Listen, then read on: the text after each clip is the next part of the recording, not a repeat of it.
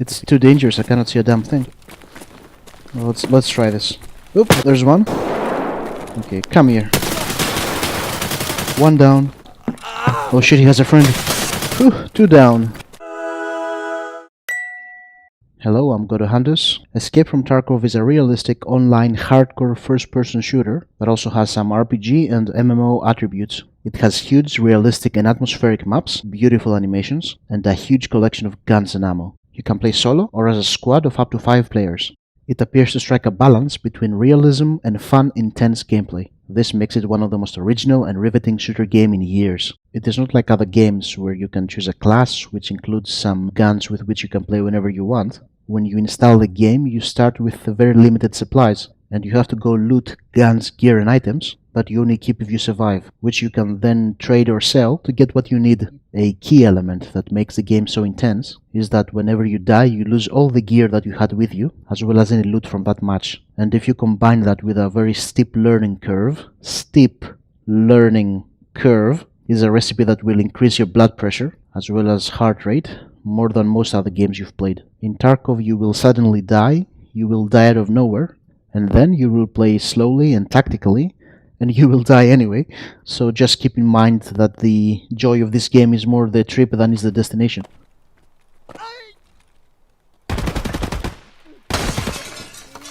I got him! I got them both!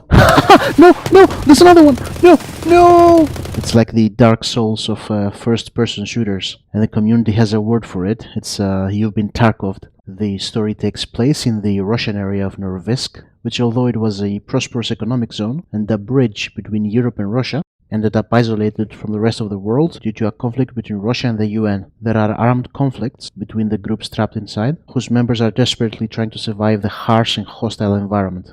Keep in mind that the developers change aspects of the game with a lot of updates, so some things mentioned here might have changed by the time you buy the game. When the round starts, you spawn in one of the areas of Tarkov which you have chosen, and you have to survive until you reach an extraction point, and you have a limited time. During the raid, you can complete quests, and you're also up against other players, as well as AI-controlled enemies, which are called scavengers, that guard key junctions, making things far more challenging. As you play, you level up several skills, such as endurance, which allows you to run for a longer period of time, or search, which allows you to loot faster. When starting the game, you can choose to be a bear, who are the Russians, or a Yusek, who are the Americans. At this point, there's no difference between them, apart from the bears speaking Russian and the Yusek speaking English. However, the developers have indicated that in the future there are going to be penalties for people who shoot down players in the same faction. Additionally, there are going to be some faction-specific skills.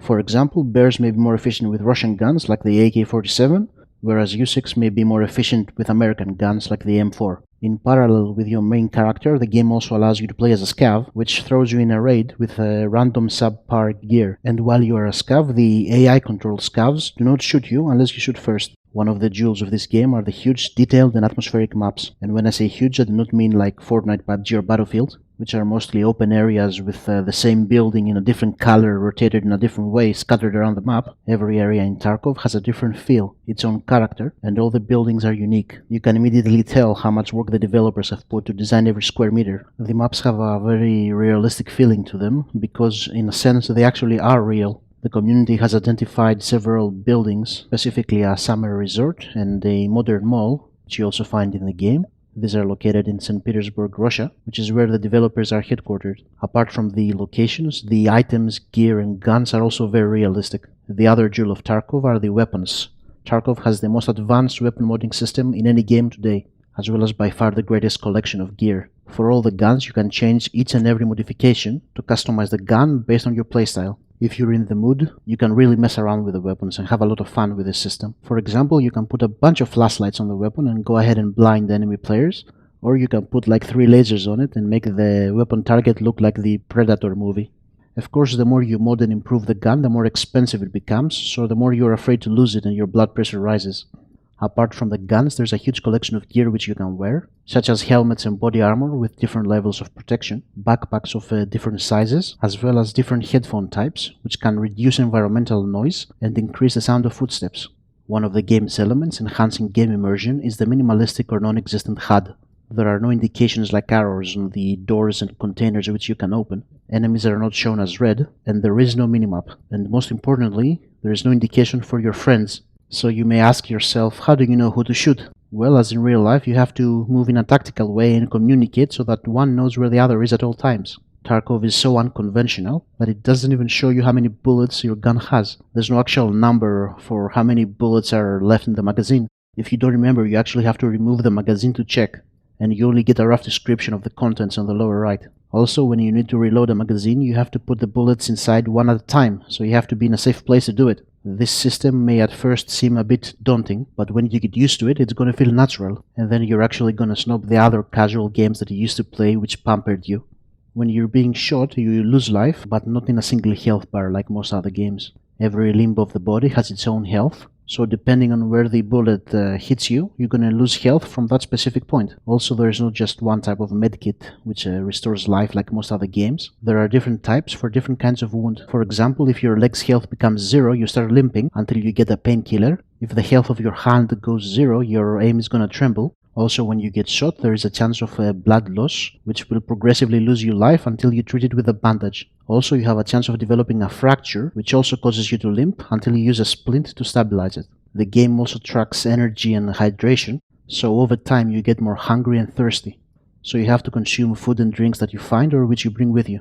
In the future, the developers want to add areas of high radiation or biohazard, so you're actually going to need consumables that fight radiation poisoning as well as infections. Scattered around the map, you can find a lot of loot in containers, bodies, or on the floor.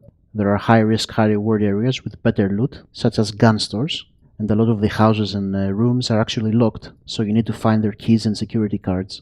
In order to keep your loot, you actually have to extract from the area, with the exception of the loot that you fit in a special container. However, that container is very limited in size, so you can only store very few valuables. As mentioned before, everything you loot, you either keep it, sell it, or trade it. There are several traders in the game, each one with his own specific type of items. One sells mostly Russian guns, the other sells medkits, others sell American guns or European or armor. And there is also the flea market, which is an open marketplace where you can buy and sell to other players. So the prices fluctuate dynamically depending on the demand. The game has a large number of quests, which are given to you by the traders. For example, you have to locate the crash sites of American drones and recover the hard drive, to kill a certain number of players wearing specific gear, to mark the location of certain tanks, or even just to gather certain items. The more quests you do, and the more stuff you buy from traders, you unlock the purchase of better gear.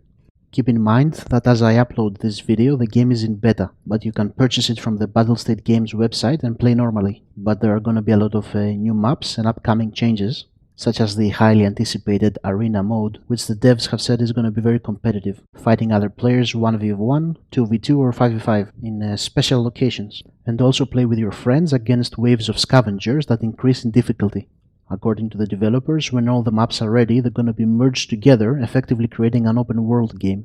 So, these are the main characteristics of Tarkov. Briefly, it is an intense first-person shooter, and your aim is pretty much the same with every other shooter game, which is to survive and mess up your opponent. Don't get too caught up in the realistic aspects and all the hardcore stuff. After a while, it's gonna feel very natural, and then you're gonna look down on the other shooter games you used to play. If you are looking for other people to play with or any help with the game, there's an official Discord server and a subreddit with news and info. I hope you liked the video. See you in the next one.